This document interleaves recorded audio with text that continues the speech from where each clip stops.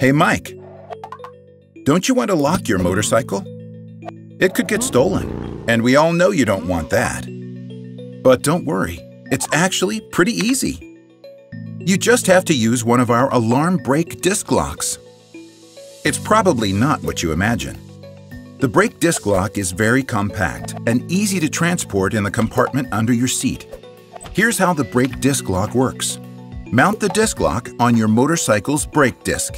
A signal will sound to let you know the alarm is activated. Thanks to our 3D motion detection technology, the lock will detect any motion. So if you forget you have your disc lock on, the alarm will remind you to unlock it.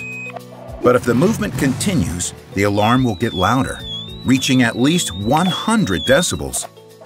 Last but not least, if you have to leave your motorcycle unattended for a long time, you can also use the disc lock in combination with a chain to secure your motorcycle to a fixed object. Now you can enjoy your motorcycle even more. Great, right?